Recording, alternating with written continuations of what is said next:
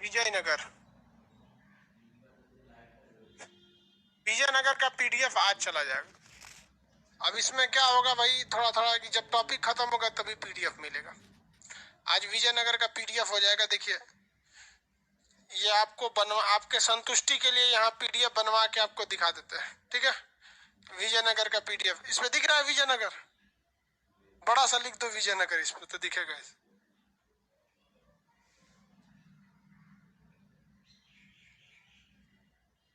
विजयनगर यार एक कह रहा है कि सर हिस्ट्री का क्लास था। रे बकलोल कहीं का कह रहा है कि सर विजयनगर का नहीं ना हिस्ट्री का क्लास था।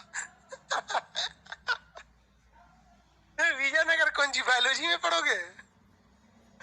देखो इसमें पहला वंश बताओ, संगम वंश। दूसरा संगम वंश के बाद बताइए सालू वंश। सालू के बाद तुलु वंश, और तुलु के बाद अरविडु वंश। अरविडु वंश अरविडु वंश। हम आपको क्या पढ़ा रहे थे? हम आपको पढ़ा रहे थे तुलु वंश। बायोलॉजी 5 बजे। हाँ बायोलॉजी में लाइव हो गया है। अरे तुम भी सुतल रहते हो, दिक्कत थोड़ी होगा कुछ। लिंक उठा के उसमें ले जाओ बस।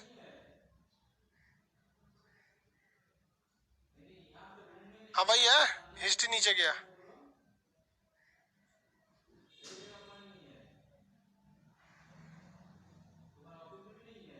विजयनगर। अरे यहाँ बायोलॉजी में लाइव हो गया। ये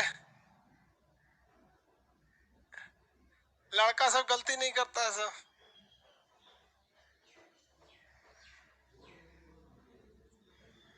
ठीक है चलो क्लास को रीस्टार्ट कर। वो तो चल ही रहा है ना बायोलॉजी वाला। क्लास को ना रीस्टार्ट करके एक बार ज्योग्राफी में चले जाओ, बायोलॉजी में हिस्ट्री में चले जाओ, सही हो जाएगा। 1 मिनट आगे रखना जी लिंक को। उसको कुछ भी कर दो ना 16-17, उससे क्या मतलब। इसका चलो हाँ इसको ऑन करो। इस पहले बायो वाले में एक बार चैट खोलो। चैट खोलो, इन लोग को बोल देते हैं। बहुत गलती हो गया था, इसको बायो में चला गया था। आप एक बार काम कीजिए, इसको कट करके हिस्ट्री में चलिए, वहां भी दिख रहा होगा। हिस्ट्री में चले जाइए, ठीक है। हिस्ट्री में चले जाइए, हिस्ट्री में।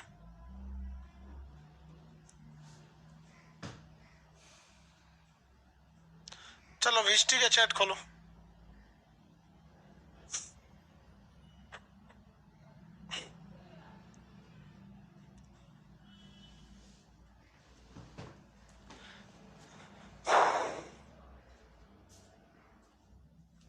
ऊपर गया। हाँ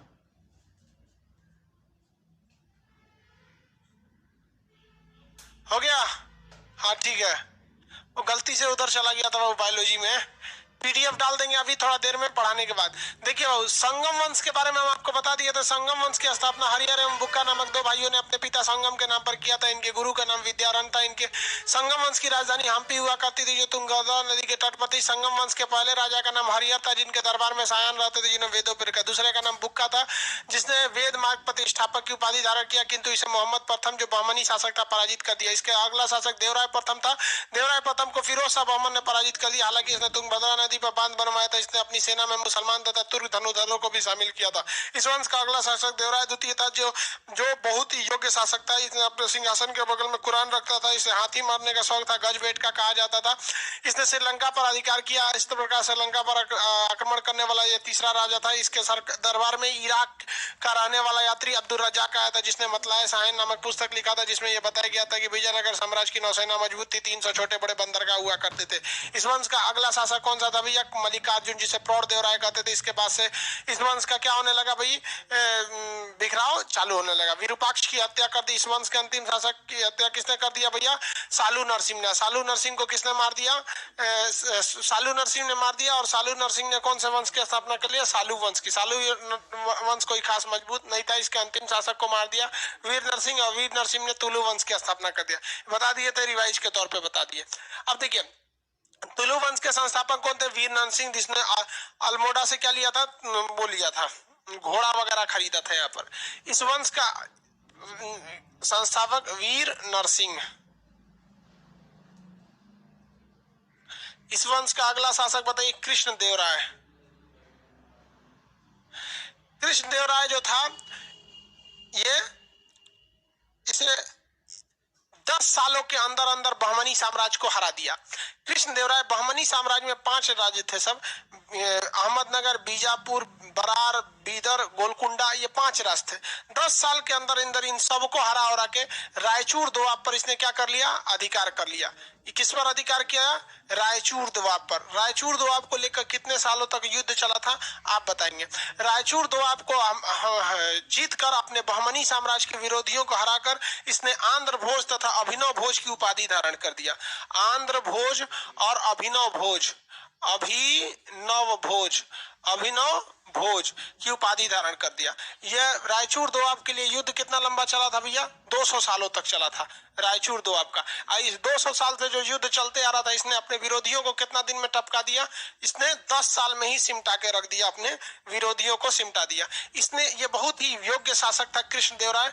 कृष्णदेवराय जो था इसने 2 पुस्तक लिखा था, बुक, इसकी 2 पुस्तक, एक आमुक्त माल्यद, आमुक्त माल्यद, माल्यद, आमुक्त माल्यद तेलुगु भाषा में है, जबकि जामवती कल्याणम, जामवती कल्याणम, कल्याणम, जामवती कल्याणम संस्कृत भाषा में। विजयनगर के बारे में ज्यादा जानकारी जो मिलता है आमुक्त माल्यद पुस्तक से मिलती है। इसने नांगलपुर में विठल स्वामी तथा हजारा मंदिर का निर्माण कराया। नांगलपुर में, नांगलपुर, नांगलपुर में मंदिर का निर्माण कराया कौन, विठल स्वामी, विठल स्वामी तथा हजारा मंदिर का निर्माण कराया, हजारा मंदिर का निर्माण कराया। ये बहुत ही योग्य शासक था, बहुत ही क्या था, योग्य शासक था। भैया पीडीएफ अभी डाल देंगे, देखिए आपको लिए यहाँ पे पीडीएफ रखा भी हुआ है, देखिए पीडीएफ दिखा देते हैं यहाँ। अभी जस्ट क्लास के बाद डाल देंगे, इसमें कोई मिसप्रिंट होगा उसीलिए रखे हैं कि कहीं कहीं गलती उलती होगा तो सुधार के डालेंगे, नहीं तो आप लोग को सुधारना पड़ेगा। चलिए ध्यान से देखिए। हाँ, दरोगा टारगेट बैच, दरोगा टारगेट बैच हम 1 से 2 दिन में डेट अनाउंस कर देंगे, ठीक है। टारगेट वाइज दरोगा का हम 1 से 2 दिन में डेट अनाउंस कर देंगे, ठीक है। चलो भैया यहाँ देखो नांगलपुर, इसके दरबार में ये किसके समकालीन था, कितने लोग बता सकते हैं। कृष्णदेवराय किसका समकालीन था, बाबर का समकालीन था। आगे पढ़ाएंगे बाबर तो बताएंगे कि बाबर ने कहा था कि सबसे योग्य शासक था उस समय का, यह बाबर के समकालीन था। क्या था, किसके समकालीन, बाबर के समकालीन। इसके दरबार में तेलुगु भाषा के, किस भाषा के, तेलुगु भाषा, तेलुगु भाषा के 8 विद्वान रहते थे जिन्हें हम लोग अष्ट दिग्गज कहते थे। अष्ट दिग्गज, अष्ट दिग्गज, अष्ट दिग्गज में सबसे महान 2 लोग का नाम बताएंगे। तो देखिए अष्ट दिग्गज जो था इसमें सबसे महान 2 आदमी थे, एक का नाम था तेनालीराम, एक का नाम था अलसी पेडन्ना, अलसी पेडन्ना, अलसी पेडन्ना, और एक का नाम था तेनालीराम। अलसी पेडन्ना और तेनालीराम कितने विद्वान थे, 2। तेनालीराम, देखिए 8 तो दिग्गज थे लेकिन 8 के 8 थोड़ी महान होंगे। अब नवरत्न थे, आप ही बताइए कि अकबर के नवरत्न थे, तो इन नवरत्नों में सारे के सारे महान थोड़ी थे। इन नवरत्नों में सबसे महान कौन था भाई, तो इन नवरत्नों में सबसे महान जो थे वो बीरबल वगैरह थे, मान सिंह थे, 2-4 तो फेमस थे, सारे के सारे महान थोड़ी थे। तो अष्ट दिग्गज जो था, अष्ट दिग्गज, इसमें सबसे महान जो थे वो कौन थे, अलसी पेडन्ना थे। अष्ट दिग्गज में सबसे महान अलसी पेडन्ना।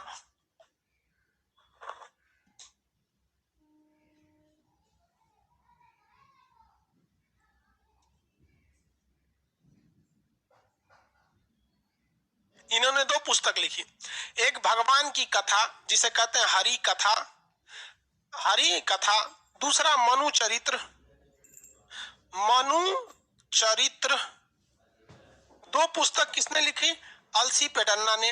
ये कई बार याद रखिएगा भैया, अलसी पेडन्ना, अलसी पेडन्ना जो था, अलसी पेडन्ना, ध्यान से बबुआ मेरी और ध्यान से देखो, अलसी पेडन्ना जो थे, इन्हें तेलुगु भाषा का पितामह कहा जाता था, तेलुगु भाषा का पितामह कहा जाता था। और तेनालीराम जो थे, ये सेकंड थे। इनकी भी एक कथा है तेनालीराम की। हालांकि तेनालीराम ने मुख्य रूप से लोगों को अंधकार से मुक्त कराया। लोग बड़े अंधकार में, आज के वक्त में भी देखो लोगों के अंदर अंधकार इतना ज्यादा है। लोग कहते हैं तेतर बेटी होगी तो बड़ी राज करेगा लड़का, माने तीन भाई के बाद एगो बेटी हो जाएगी तो बहुत अमीर हो जाएंगे। भैया मुकेश अंबानी, बिल गेट्स, इस सब पे नियम का ही नहीं लागू होता है। लेकिन ये लोग आज के वक्त में भी रूढ़िवाद बहुत ज्यादा है।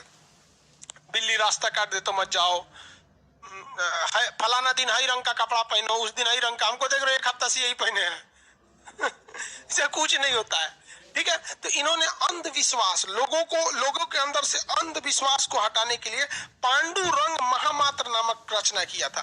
पांडुरंग महामात्र। पीडीएफ में आपके थोड़ा सा मिस्टेक हो गया है, इसलिए ये लिखने में, जैसे पीडीएफ में लिख दिया पांडुरंग महामान, तो इसलिए थोड़ा सा टाइपराइटर से गलती हो जाता है ना, इसलिए उसको सुधार के फिर आपको लोड करेंगे। तो इन्होंने, तेनालीराम ने पांडुरंग महामात्र की रचना की। पांडुरंग महामात्र, पांडुरंग, ससुर भाग इधर से, पांडुरंग महामात्र की क्या किया था, रचना किया था। किसकी रचना किया? पांडुरंग महामात्र की रचना किया। अलसी पेडन्ना को कहेगा कि इसमें अष्ट दिग्गज में सबसे महान तो अलसी पेडन्ना, और यहाँ पर ये तेनालीराम जो थे ये सबसे महान थे। ये बहुत ही योग्य शासक था। पूरे विजयनगर साम्राज्य में सबसे योग्य शासक का नाम क्या था? कृष्णदेवराय। कृष्णदेवराय, हालांकि ये देवराय द्वितीय से भी खतरनाक था। 10 साल के अंदर 200 साल से चलते आ रहा है युद्ध को क्या कर दिया? फाइनली निपटा दिया। समझ में आ गया कि नहीं आया? आगे बढ़े। पांडुरंग महामात्र, पीडीएफ में गलती लिखा होगा इसलिए नहीं डाले, पीडीएफ में लिख दिया पांडुरंग महान लिख दिया, गड़बड़ है। अब देखिए कृष्णदेवराय जो है ये महान थे, लेकिन इनकी मृत्यु हो गई 1529 ईस्वी में। इनकी क्या हो गई? मृत्यु हो गई।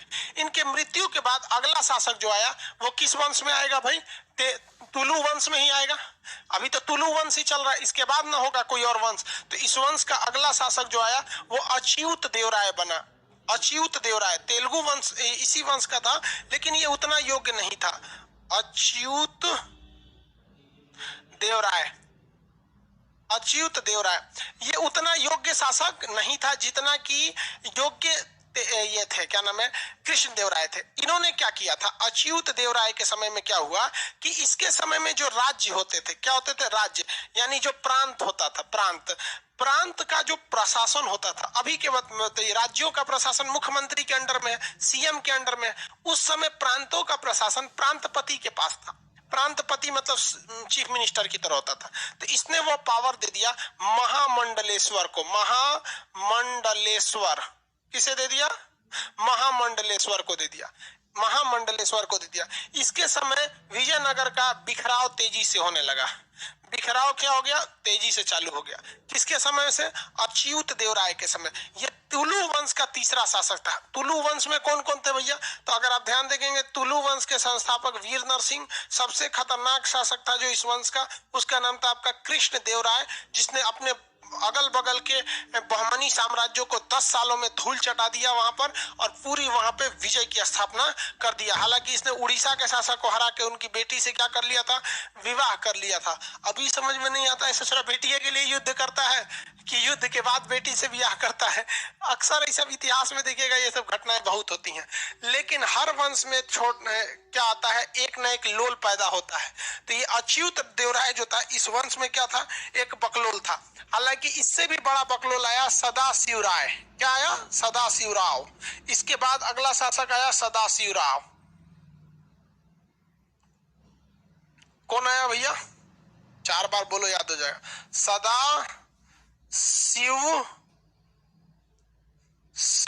राय।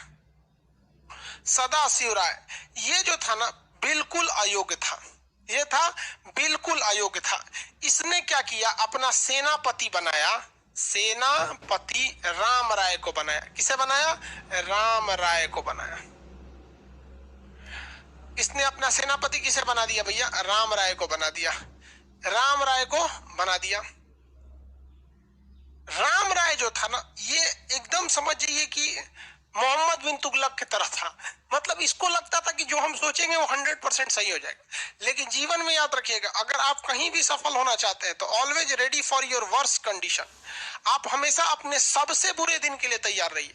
जैसे मान के चलिए किसी को बिजनेस करना है तो वो सोचता है कि हाँ इतना तो पैसा आइए जाएगा। नहीं भैया, आप ये सोच के चलिए खराब से खराब दिन कौन हो सकता है, तो ही आप सक्सेस हो जाएंगे। आप फौज में जाइएगा तो फौज में यही कहा जाता है, always ready for worst condition. सबसे खराब कंडीशन क्या होगा आपको पता है? कारगिल की लड़ाई में जब पाकिस्तान के जो चूहे मकोड़े घुसे थे सब आतंकवादी सब, तो भारतीय सेना एक आतंकवादी को मारने के लिए 27 जवान को भेजा था। क्योंकि रूल होता है कि सामने की लड़ाई में एक अगर दुश्मन है तो उसको काउंटर करने के लिए आपको 4 भेजना पड़ेगा, लेकिन अगर दुश्मन पहाड़ पर है तो उसके लिए 9 भेजते थे। तो भारत ने कितना भेजा था? 27। रीजन क्या था? Always ready for worst condition, कि हमें किस चीज के लिए तैयार रहना है? एकदम वर्स्ट कंडीशन के लिए तैयार रखना है। तो याद रखिए, जीवन में आपको लोग भी फेल क्यों होते हैं? क्योंकि आप जब एग्जाम की तैयारी करते हैं, मैथ बनाइए देंगे, रीजनिंग हो जाएगा, जीएस में टेंशन क्या, अंग्रेजी आता ही है, हमको क्या दिक्कत है, ले फेल होके चलाएंगे। एकदम ये सोचिए कि आपका मैथ जब आप एग्जाम की तैयारी कर रहे हैं, आप अपनी 2 महीना पहले एक स्ट्रेटजी बनाते हैं कि हमको कितना नंबर आएगा, तो उसमें एकदम रेडी रखिए कि कम से कम जीएस में कितना आएगा, कम से कम। लेकिन लड़का क्या सोचता है? हाँ 100 में तो 80 नंबर, जीएस में कौन रोका है, मैथ तो हमारा आइबे करता है, 85-86 यू में ले आएंगे, रीजनिंग में रखा कौन सी है, सीबीएसई बोर्ड से अंग्रेजी क्या कर लेगा, ले सूत्र सब चौपट हो जाएगा। ठीक है, हमेशा किसी लिए रेडी रहिए वर्स्ट कंडीशन। तो राम राय जो था ना, इसको लगता था कि हम तो जीत ही जाएंगे, बहमनी साम्राज्य को ऐसे बर्बाद कर देंगे। बहमनी साम्राज्य में 5 राज्य थे। बहमनी साम्राज्य में कितने राज्य थे? 5 वंश, और 5 एक साथ थे। जबकि विजयनगर में 4 थे, लेकिन चारों एक साथ नहीं थी, एक खत्म तो दूसरा, दूसरा खत्म तो तीसरा, तीसरा खत्म तो चौथा। लेकिन बहमनी में 5 राज्य और 5 एक साथ शासन करते थे। तो इसने क्या किया, बहमनी में फूट डाला। उसने सोचा कि बहमनी के 5 राज्य, बहमनी के 5 राज्य कौन कौन है? अहमदनगर, बीजापुर, बीदर, गोलकुंडा और बरार। बरार 5 राज्य। इसने क्या सोचा कि इन 5 को आपस में लड़ा देते हैं। क्या करते हैं भैया? 5 को आपस में लड़ा देते हैं। जब 5 को आपस में लड़ाएंगे तो ये पूरी तरह से क्या हो जाएंगे? बर्बाद हो जाएंगे, और इन पर हम क्या करेंगे? अपना अधिकार कर लेंगे। तो इसने सोचा राम राय ने कि बहमनी साम्राज्य के 5 राज्यों को क्या करते हैं? आपस में लड़वा देते हैं। तो इसको कहा कि देखो ये चारों तुमसे युद्ध करना चाहते हैं, हम तुम्हें युद्ध में मदद करेंगे। तो कहा ठीक है, उस सारा को लड़ाई करेगा साहब, तुम अपनी सेना देना हमको। इसने राम राय से कहा तुम अपनी सेना देना, हम चारों को मार डालेंगे। इसने कहा ठीक ठीक, टेंशन नहीं। ई बकलोलवा राम राय जो था, इसने सेना भेजा, गुप्तचर भेजा किसके पास? बीजापुर के पास। इससे भी सेम बात कहा कि ये बाकी चारों तुमको मारेंगे, एक काम करो तुम हमसे सेना लेना, चारों को मार देना। सबसे यही बतिया बोला। लेकिन दिक्कत हो गया जब वो बरार से बोला ये बतिया ना कि भाई चारों तुमको मारेंगे, तुम युद्ध के लिए तैयार रहो, हम तुमको सेना देंगे। तो ईजा का सबनी से पूछ दिया कि भाई सेनापति राम राय ऐसा नहीं बोल रहा था, तो पोल खुल गया, रे ससुरा कहीं का, हमनियों से यही बतिया बोला है। इसका मतलब ये हम लोग में फूट डालना चाहता है। अब हो गया बवाल। अब ये हुआ कि ये चारों एक हो गए सब। क्या हो गए सब? चारों एक हो गए सब। उल्टा इस सेनापति राम राय को 1565 का एक युद्ध हुआ, ताली कोटा का युद्ध। ताली कोटा का युद्ध, इसे हम लोग राक्षसी तरंगनी का युद्ध या बन्नी हट्टी का युद्ध कहते हैं। इस ताली कोटा की युद्ध में बहमनी साम्राज्य के 4 राज्यों ने मिलकर विजयनगर को धो दिया, और विजयनगर में इस समय शासन चल रहा था तुलु वंश के। और यहाँ युद्ध में मारा गया कौन? राम राय मारा गया। राम राय मारा गया। आप बताइए तो तुलु वंश में कौन सा शासक था जिसका सेनापति मनबड़ था? तो सदाशिव राय का सेनापति राम राय का दूरदर्शी सोच नहीं था, वो बहमनी साम्राज्य के बहमनी साम्राज्य में फूट डालना चाहता था, किंतु इसका उल्टा हुआ। बहमनी साम्राज्य आपस में एक हो गए, इसकी नीतियों को जान गए और 1565 ईस्वी में तालीकोटा या बन्नी हट्टी या राक्षसी तरंगनी नाम का युद्ध, एक ही युद्ध का 3 गो नाम है, उसका 3 गो नाम है। तो इसी में उन्होंने किसको मार दिया? राम राय को मार दिया और यहीं से विजयनगर का पूरी तरह से कमर टूट गया और विजयनगर इतनी छोटी सी साम्राज्य में अटक गया और ये राम राय तो मारा गया। तो इसने अगला सेनापति बनाया तिरुमल को। किसे बनाया? तिरुमल को। किसे बनाया अगला सेनापति? तिरुमल को। तो तिरुमल ही नहीं को मार दिया, कहा हटिए अब हमारा वंश रहेगा अरविडू वंश। तिरुमल ने इन्हीं को मार दिया। बताइए, ये सेनापति अपने बकलोलई के चक्कर में, ये सेनापति अपने बकलोलई के चक्कर में, अपने बकलोलई के चक्कर में तालीकोटा के युद्ध में मराया। तो भैया बिना सेनापति तो रहेगा नहीं। तो सदाशिव राय ने क्या करा? इसे सेनापति बनाया तिरुमल को। तिरुमल ने किसे मार दिया? सदाशिव राय को। और तिरुमल ने एक नया वंश की स्थापना कर दिया, अरविडू वंश। अरविडू वंश किसी काम का नहीं था, इस वंश को शिवाजी ने मिला लिया। ठीक है, इस वंश को शिवाजी ने मिला लिया। रंगा तृतीय था इस वंश का अंतिम शासक। समझ में आ गया? क्वेश्चन पूछेगा कि बहमनी साम्राज्य का वह कौन सा शासक था?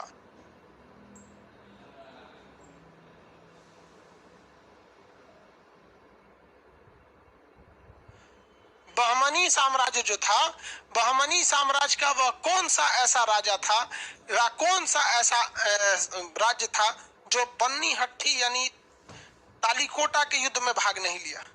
कौन सा था जो तालीकोटा के युद्ध में भाग नहीं लिया? कौन सा तालीकोटा के युद्ध में भाग नहीं लिया? तो याद रखिएगा, ये क्वेश्चन कई बार पूछा हुआ है। तालीकोटा का युद्ध बहुत बार पूछा हुआ है। तालीकोटा का युद्ध किसने कई बार पूछा हुआ है? 1565 में हुआ और बरार ने भाग नहीं लिया। हालांकि इन सबों के बारे में जब बहमनी पढ़ाएंगे, अभी जस्ट इसके बाद अब बहमनी पढ़ाएंगे तो उसमें बारे में थोड़ा बताएंगे आपको। ठीक है, आगे बढ़े। बरार भाग नहीं लिया था, बरार भाग नहीं लिया। Very good. अब बताइए, राम राय के मारे जाने के बाद, राम राय के मारे जाने के बाद अगला सेनापति कौन बना? राम राय के मारे जाने के बाद अगला सेनापति कौन बना? राम राय के मारे जाने के बाद अगला सेनापति तिरुमल बना। और तिरुमल ने किसको मार दिया? अपने ही राजा सदाशिव राय को मार दिया। और सदाशिव राय को मारने के बाद आप बताइए अगला वंश कौन सा आया? सदाशिव राय तुलु वंश का था, अगला वंश कौन आया?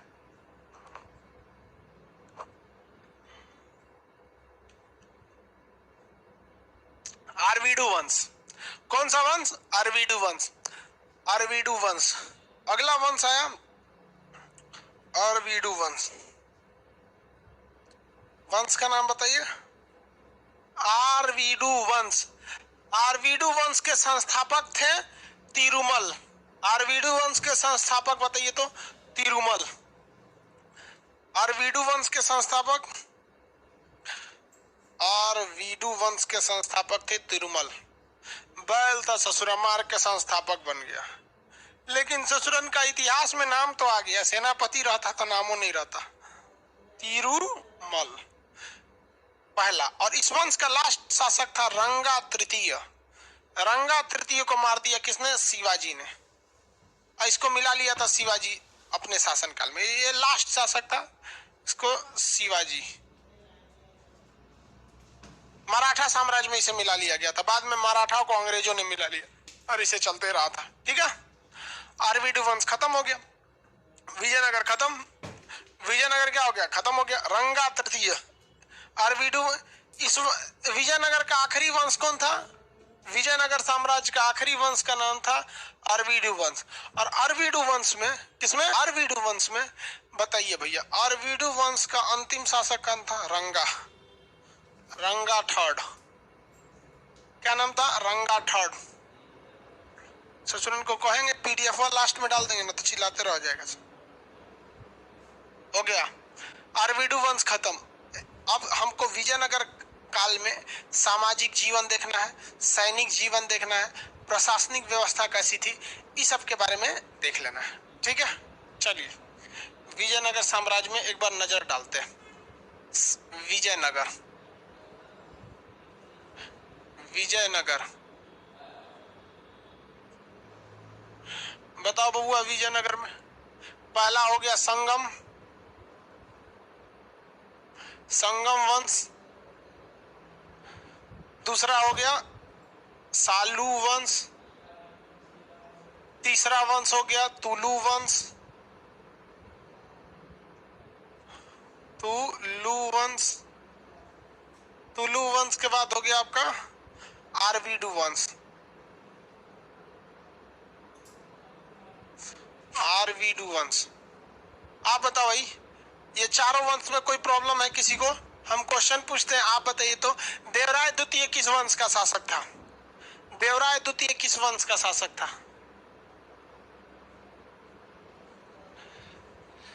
देवराय द्वितीय किस वंश का शासक था?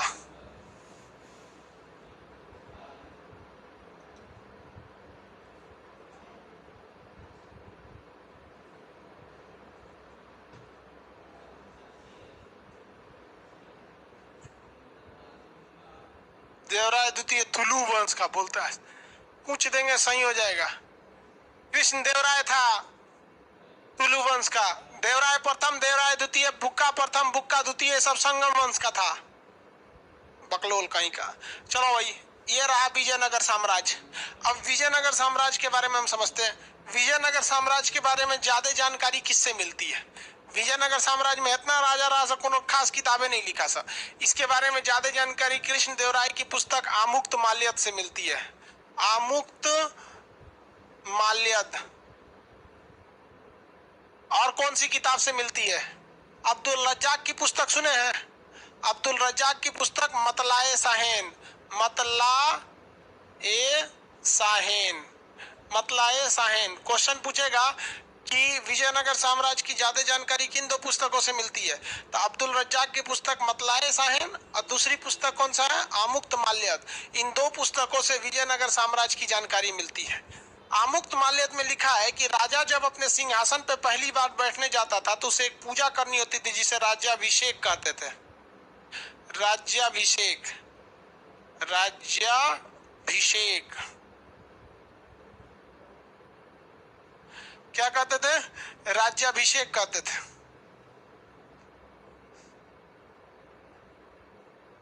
क्या कहा जाता था? राज्याभिषेक। राज्याभिषेक क्या होता था? मोदी जी का भी तो राज्याभिषेक होता है, शपथ लेते हैं। मैं शपथ लेता हूं कि इस बार 150 स्मार्ट सिटी बनाऊंगा, फिर से वैकेंसी निकलेगी, 2 करोड़ लोगों को रोजगार मिला कि नहीं मिला? हाँ, सबके लिए अपना। देखिए, राजा है सब। सांसद का मतलब क्या होता है? राजा। तो राजाओं के लिए नया महल बन रहा है, सेंट्रल विस्टा, और जनता के लिए शौचालय। तो जिसकी जैसी औकात, मोदी जी सबको उसी हिसाब से देते हैं। तो हम लोग की औकात शौचालय लायक थी, सबको शौचालय दे दिया। सांसदों की औकात महल की तरह थी, उनके लिए महल बन रहा है, सेंट्रल विस्टा। और लोग कहते हैं मोदी जी विकास नहीं कर रहे। अरे अब कैसा चाहिए? औकात के हिसाब से सबको देंगे। हम लोग की औकात शौचालय जैसी थी, सबको शौचालय मिला है कि नहीं? सिलेंडर मिला, उज्ज्वला, भले उससे सब्सिडी खत्म हो गया। हाँ? तो लोग अपने को नहीं देखते हैं। शौचालय जिसे ना आप बोलते हैं मोदी जी हमको स्मार्ट सिटी देंगे, कहां से देंगे वो स्मार्ट सिटी? चलो, तो उसी को कहते हैं राज्याभिषेक, जब शपथ लिया जाता है तो। और देश का राजा आज भी राज्याभिषेक कराता है, जिसे कहते हैं शपथ। अब चूंकि लोकतंत्र है तो नियम कानून के हिसाब से अब जैसे बिहार के मुख्यमंत्री नीतीश कुमार अभी हाल में मुख्यमंत्री बने, पिछले साल चुनाव था, तो उन्होंने भी अपना शपथ लिया। अभी उत्तर प्रदेश में चुनाव हो रहा है, अब कौन चुनाव जीतेगा, जीतने के बाद वो भी अपना राज्याभिषेक कराएगा। क्या कराएगा? राज्याभिषेक। तो अपने अपने हिसाब से राज्याभिषेक कराए। तो राज्याभिषेक जो होता था, इस राज्याभिषेक को पट्टाभिषेक यज्ञ कहते थे। पट्टाभिषेक यज्ञ। इस समय एक यज्ञ होता था, तो उस यज्ञ को कहा जाता था पट्टाभिषेक यज्ञ। इस यज्ञ को क्या कहा जाता था? पट्टाभिषेक यज्ञ कहा जाता था। यज्ञ का नाम बताइए? पट्टाभिषेक यज्ञ। कौन सा यज्ञ भैया? पट्टाभिषेक यज्ञ। इसके बारे में ज्यादा जानकारी किस पुस्तक से मिली है? ज्यादा जानकारी किस पुस्तक से मिली? इन्हीं दोनों पुस्तक से मिली। इसके समय में देश चलाने के लिए कई चीजें चाहिए। देश, अब आप ही बताइए, आप खुद से बताइए कि क्या अकेले देश कोई प्रधानमंत्री संभाल सकता है? नहीं संभाल पाएगा। प्रधानमंत्री के नीचे होते हैं मुख्यमंत्री, उसके नीचे होते हैं सर डिस्ट्रिक्ट मजिस्ट्रेट, डीएम, फिर ब्लॉक लेवल पे चले जाएंगे, तालुका लेवल पे तो वहां एसडीएम संभालने को दे दिया जाता है। उसके नीचे जाने दीजिएगा तो फिर मुखिया संभालता है, गांव का प्रधान। तो एक लेवल बना हुआ है कि कौन कौन संभालेगा। उसी हिसाब से यहां पर भी क्या था, लेवल बना हुआ था कि देश कौन संभालेगा, तो देश राजा संभालेगा। राज्य कौन संभालेगा, तो प्रांत, राज्य को क्या कहते हैं, प्रांत कौन संभालेगा।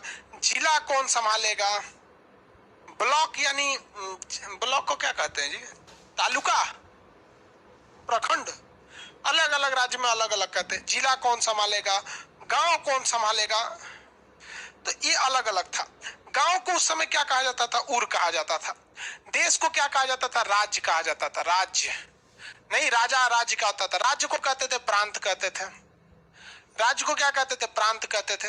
प्रांत का शासन किसके पास होता था, प्रांतपति के पास होता था। प्रांत का शासन किसके पास होता था, प्रांतपति के पास होता था। जिला, जिला होता था, जिला कोट्टम कहते थे, कोट्टम, कोट्टम, कोट्टम होता था। इसके नीचे होता था आपका ब्लॉक, परगना, सर परगना कहते हैं। मुखिया मोहल्ला वो अलग चीज होता है भाई, परगना। परगना मतलब ब्लॉक लेवल का होता है, परगना होता है या ब्लॉक लेवल का, नायडू बोलते हैं। ब्लॉक होता है आप लोग के यहाँ, इसको नायडू कहते थे, नाडू। तो देखिए, आज हम जिसे देश कह रहे हैं उस समय वो उसे राज कहते थे, राज्य। अभी हम जिसे राज्य कहते हैं उसे प्रांत कहते थे। जिला को कोट्टम कहते थे, ब्लॉक को नायडू कहते थे, इसको उर कहते थे। आपको कुछ याद रखने की जरूरत नहीं, बस ये याद रखिएगा। प्रशासन की सबसे छोटी इकाई उर होती थी, प्रशासन की सबसे छोटी इकाई उर होती थी। सबसे बड़ी इकाई राजा होती थी, राज होती थी। राज्य किसके हाथ में था, राजा के हाथ में। राज किसके हाथ में, राजा के हाथ में। और ये किसके हाथ में थे, गांव का शासन सारे लोग मिलकर करते थे, ग्रामीण थे, ग्रामीण होते थे। क्या होते थे, ग्रामीण होते थे। अब दूसरा सबसे बड़ा पद कौन सा हो गया, प्रांत। तो शुरुआत में प्रांत का शासन किसके पास था, प्रांतपति के पास, प्रांतपति, प्रांतपति के पास। बाद में यह पद बदल गया महामंडलेश्वर। आप में से कितने लोग बता सकते हैं यह महामंडलेश्वर पद कृष्णदेवराय ने चालू किया था या अच्युत देवराय ने चालू किया था? महामंडलेश्वर पद कृष्णदेवराय ने चालू किया था या अच्युत देवराय ने चालू किया था?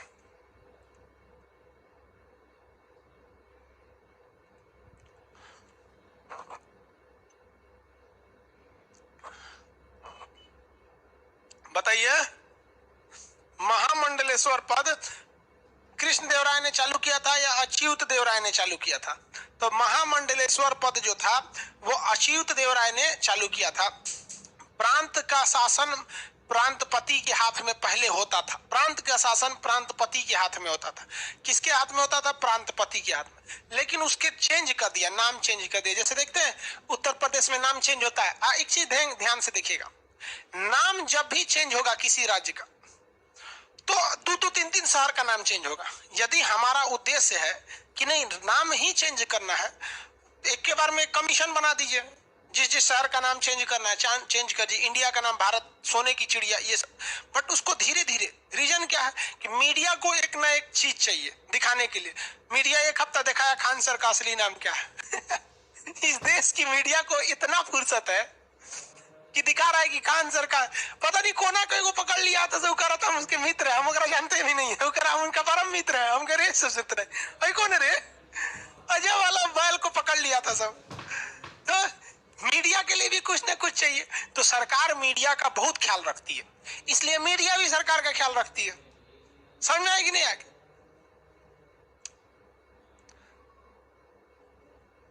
आगे बढ़े। अमित सिंह की फैजल खान, कोनो ना है मेरा नाम दोनों में, ठीक है। बाकी अब तुम लोग कुछ भी चिल्लाते रहो, चलो यहाँ ध्यान दो। तो प्रांत राजा का जो कृष्णदेवराय थे, कृष्णदेवराय के समय साम्राज्य बहुत बड़ा था। कृष्णदेवराय के समय जो थे, कृष्णदेवराय के समय राज्यों की संख्या थी 6। कृष्णदेवराय के समय राज्यों की संख्या थी 6, ठीक है। राज्यों की संख्या कितना थी? 6। वो कह रहा अब्दुल खान नाम है आपका। इधर देख ना बाबू, नाम से क्या रखा हुआ है? देखो, नाम से कोई मतलब नहीं रखा। हमारे यहाँ की संस्कृति है, कल्चर क्या है कि भाई शिक्षक का कोई जाति मजहब नहीं होता है। ध्यान से देखो, अब कुछ लोग को हिंदुस्तान के है ये नहीं है तो उनको हिंदुस्तान के कल्चर क्या पता है कि नहीं। हमारा देश है, हमारा बगल में एक देश है पाकिस्तान, उसकी अपनी कल्चर है, हमारा अपना कल्चर है। पाकिस्तान का कल्चर क्या है? हर गली में, हर जिले में एक बड़ा आतंकवादी होगा। वो आतंकवादी घर घर घर बम फोड़ेगा, लेकिन आतंकवाद का कोई जात नहीं होता है, आतंकवाद का कोई मजहब नहीं होता है। उसी तरह भारत की कल्चर होता है। हमारे यहाँ भी हर शिक्षक होता है, सबको पढ़ाता है, शिक्षा देता है, गरीब अमीर सबको, लेकिन उसका कोई जात मजहब नहीं होता है। तो सबका अलग अलग अपना कल्चर है। हम हिंदुस्तान वालों का कल्चर सबसे सही है। ध्यान से समझो इधर, सबसे बड़ा जो सबसे ज्यादा राज्य किसके समय थे भैया? केडीआर के समय, कृष्णदेवराय के समय। कितने राज्यों की संख्या हो गई थी इसके समय? 6 हुई थी। कितनी थी? 6। आगे बढ़े, ये याद रहेगा। विजयनगर साम्राज्य में शासन की सबसे बड़ी इकाई कौन सी थी? राजा होती थी, जो पूरे राज्य को संभालता था, देश को। प्रांत का शासन प्रांतपति, किंतु अच्युत देवराय के समय महामंडलेश्वर को यह पद दे दिया गया था, नाम चेंज कर दिया गया था। सबसे छोटी इकाई क्या थी? गांव थी, जो ग्रामीण देता था। उस समय गांव न बोल के उर कहा जाता था। गांव न बोल के क्या कहा जाता था? उर कहा जाता था। इस समय वेतन तो दिया नहीं जाएगा, वेतन के बदले क्या दी जाती थी? भूमि दी जाती थी। क्या दी जाती थी? भूमि दी जाती थी। इसे नायंगर व्यवस्था कहते थे। क्या कहते थे? नायंगर व्यवस्था। नायंगर व्यवस्था कहते थे। ये सेम टू सेम गुप्त काल की सामंती व्यवस्था और दिल्ली सल्तनत की इक्ता व्यवस्था की तरह थी। आप ही बताओ ना भैया, गुप्त काल में क्या हो गया? गुप्त काल में क्या था? भूमि के वेतन के बदले जो भूमि दी जाती थी उसे सामंती व्यवस्था कहते थे। दिल्ली सल्तनत में इक्ता व्यवस्था कहते। जरा ये बता तो, दिल्ली सल्तनत में इक्ता व्यवस्था किसने चालू किया था और किसने खत्म किया था? दोनों आंसर एक ही कमेंट में आना चाहिए। इक्ता व्यवस्था दिल्ली सल्तनत में चालू किसने किया, जो वेतन के बदले भूमि था, और इक्ता व्यवस्था खत्म किसने किया? एक ही में दोनों आंसर होना चाहिए।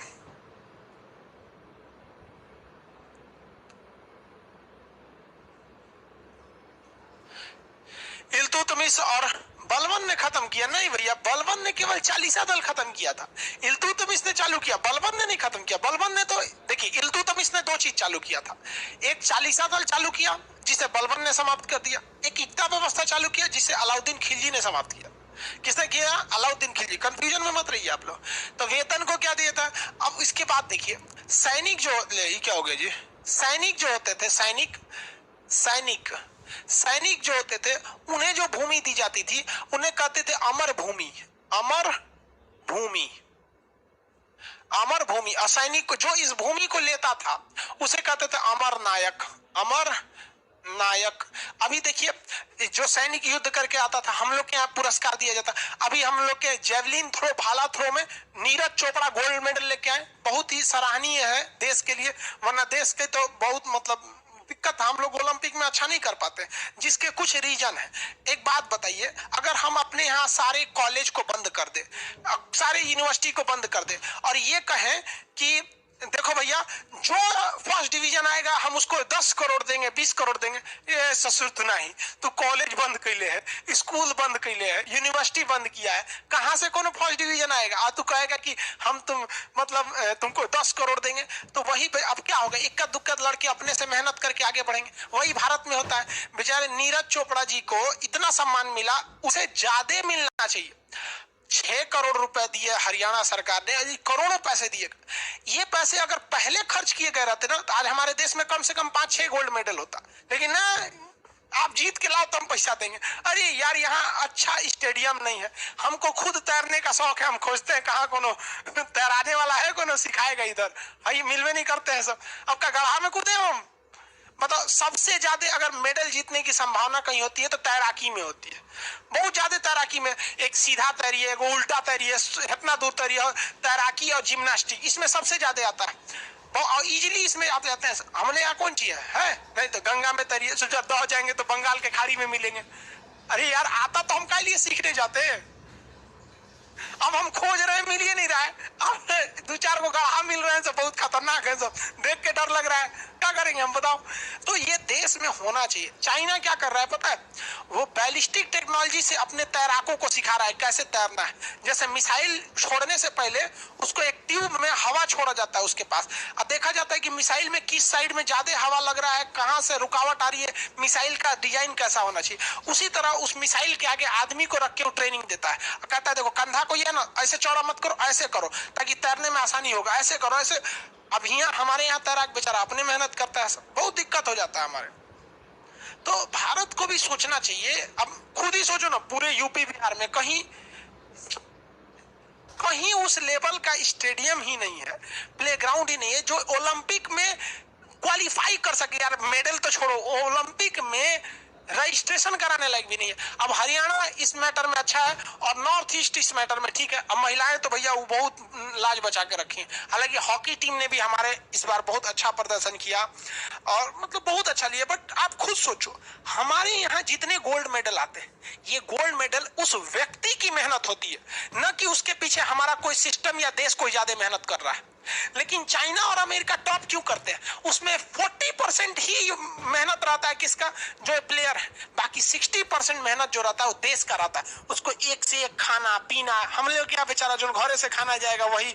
अब यहाँ कौन खेलेगा ना, अब मान के चलो हमारा ही कौन विद्यार्थी हो कहेगा कि सर हम भी तैराकी करना चाहते हो, घर वाला 4 को गरिया गए चोट्टा कहीं का कमेबे कब रे, तैरवे कहा तैर पे चल तोरा गढ़ा में तैरा चौपट हो जाएगी।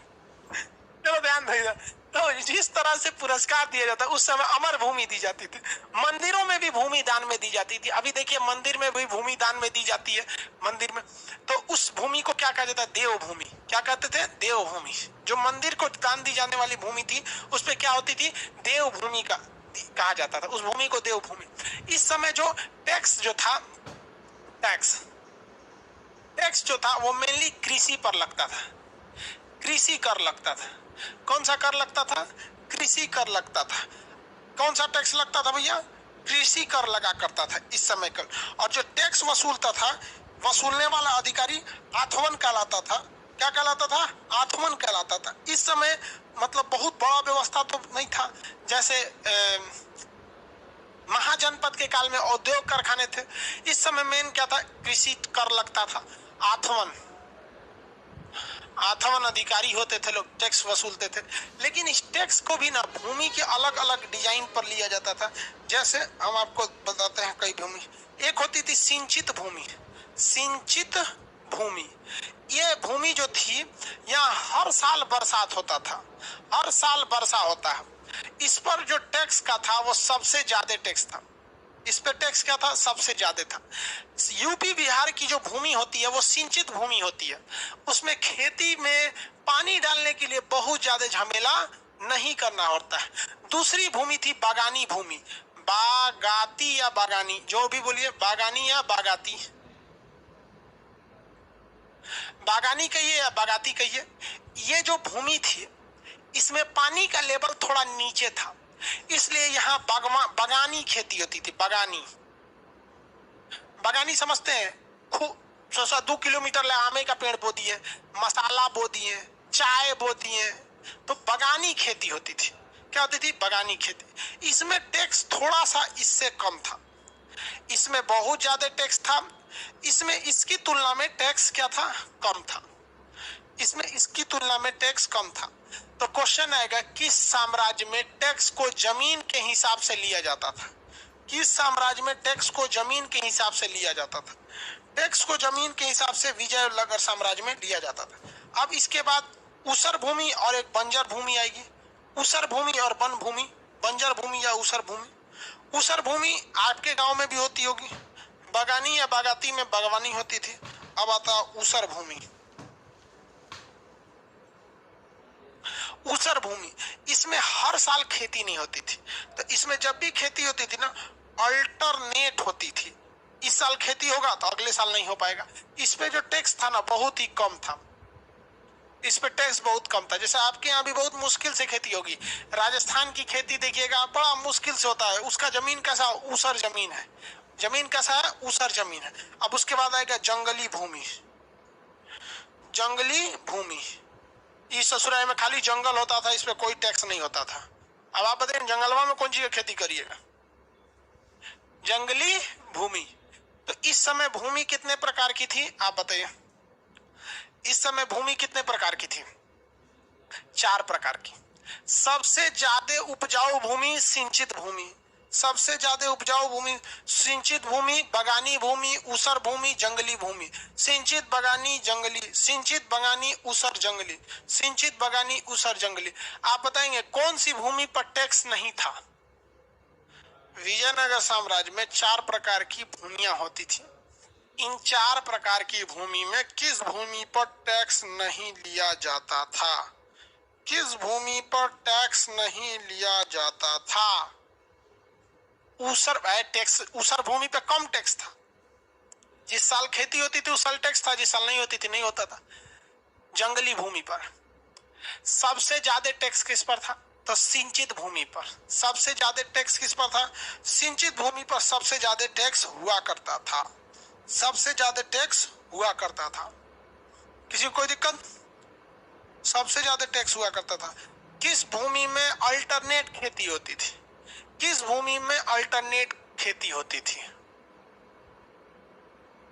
किस भूमि में अल्टरनेट खेती होती थी?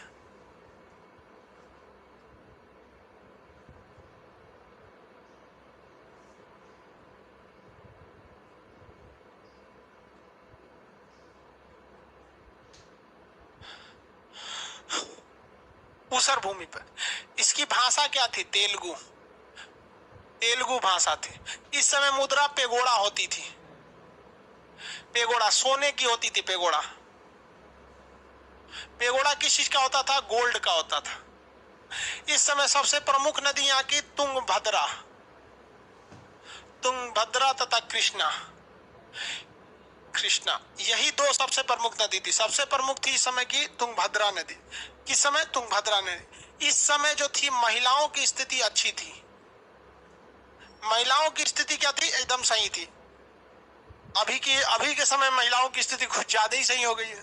देख रहे हैं लखनऊ में वो धोती अक्सर हो रहा है यार आजकल ऐसा। पता नहीं क्यों ऐसा लग रहा है कि कहीं ऐसा ना हो कि हम महिलाओं का सम्मान बचाने के चक्कर में पुरुषों का सम्मान न डुबा दे। लेकिन इस बार बड़ा अच्छा लगा कि देश जो था वो राजनीतिक कांग्रेस बीजेपी फलाना पार्टी की लड़ाई को छोड़कर, ऊंच नीच की लड़ाई को छोड़कर, हिंदू मुस्लिम की लड़ाई को छोड़कर एक सच्चाई के लिए खड़ा रहा। और पूरे देश देखी कि किस तरह से लोग उस बेचारे एक गरीब से गरीब ड्राइवर के लिए खड़े रहे और पगली के लिए वो रहे। वो जानते हैं उसको क्यों थप्पड़ मारी थी? क्योंकि वो ओला का ड्राइवर था। अगर मर्सिडीज से आ रहा था ना तो कहती चलो चलते हैं कहीं डेटिंग पे चलते हैं लड़की सब देखती है ना लड़का कैसा, ऐसा ही बता रहे। अगर वो ओला ड्राइवर नहीं रहता तो रुक के आती, कहती तुम्हारा मर्सिडीज है, चलो हमको भी लेके चलते हैं। लेके चल देता वहां, फिर कोई खबर नहीं बनता। मम्मी को बोलते हम सहेली के साथ आए हैं कितना 3-4 घंटा बाद आ जाएंगे चल दिया। यार क्या कहोगे? व्हाट्सएप हो या जिंदगी, लोग हमेशा स्टेटस ही देखते हैं। आजकल उस समय की महिलाओं की स्थिति क्या थी? ठीक थी। उस समय दास प्रथा थी। दास प्रथा थी और दासों को खरीदने के लिए एक बाजार होता था, वेश बाजार, वेश बाग, वेश बाग। ये क्या था? एक मार्केट था, एक मार्केट था। इसमें से आप दास खरीद के ले आते थे। क्या खरीद के लाते थे? नौकर खरीद के लाते थे।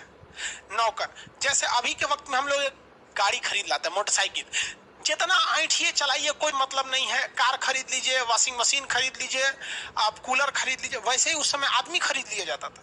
आप उससे दिन रात नौकर की तरह खटाइए, मन है तो खाना दीजिए, मन है तो मत दीजिए, मारिए पीटिए कूचिए। बहुत खराब स्थिति थी। दुनिया में दासों के लिए सबसे बड़ी लड़ाई किसने लड़ी है? क्या आप बता सकते हैं? दुनिया में दास प्रथा के खिलाफ सबसे बड़ी लड़ाई किसने लड़ी है? और सबसे ज्यादा दुनिया में दास अफ्रीका से बेचे गए थे। सबसे ज्यादा दासों के लिए लड़ाई लड़ी है किसने? तो लड़ाई लड़ी है भैया, बताइए वासी, हाँ? नहीं सुने हैं? महात्मा गांधी नहीं रे भैया, अमेरिका के थे। अब्राहम लिंकन का नाम सुने हैं? अब्राहम लिंकन नेल्सन मंडेला रंग भेद के खिलाफ लड़ाई लड़े थे, काला गोरा ये सब का। अब्राहम लिंकन, जॉर्ज वाशिंगटन, ये लोग अमेरिका में ना दास प्रथा के खिलाफ लड़े थे। दासों के लिए एक अलग से बाग होता था जिसे क्या कहा जाता था, बेस बाग। इस समय बंदरगाहों की संख्या बता सकते हैं, बंदरगाहों की संख्या कितनी थी? इस समय बंदरगाहों की संख्या थी 3000। इस समय खेल में सबसे प्रमुख खेल था शतरंज। शतरंज का खेल सबसे प्रमुख था। शतरंज, चेस खेलना जानते हैं? घोड़ा 2.5 कदम, ऊंट तिरछा, हाथी सीधा, या तो सीधा ऐसे चलेगी या तो ऐसे चलेगी, राजा 1 कदम की द्रोह, वजीर ससुरा सबसे खतरनाक चाल होता है वजीर का। उससे जो का लिमिट नहीं है, तिरछा में कहीं हो जा सकता है, सीधा में कहीं हो जा सकता है। सबसे तेज चाल किसकी होती है? वजीर की होती है। सिपाही पहला कदम 2 बढ़ा सकता है, उसके बाद वो 1 ही कदम बढ़ाएगा, जबकि मारते वक्त वो तिरछा मारता है। सिपाही अगर शतरंज को पार करके जिसके स्थान पर चला जाएगा उसको वो उतना अपने में ले आके चला जाए। हाथी की जगह चल जाता था, हाथी को जिंदा कर लेता अपने ओर की। चेस बोलते हैं इसको, चेस। राजा रानी घोड़ा हाथी ऊंट, राजा रानी घोड़ा हाथी ऊंट ऐसे मेन होते हैं, आगे सिपाही होते हैं। किसी को कोई दिक्कत हो तो बोलिए।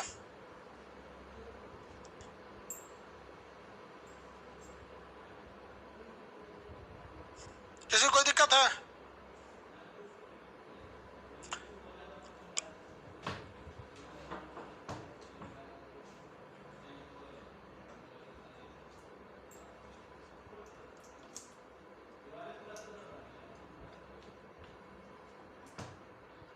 अब हम लोग कल पढ़ेंगे बहमनी साम्राज्य।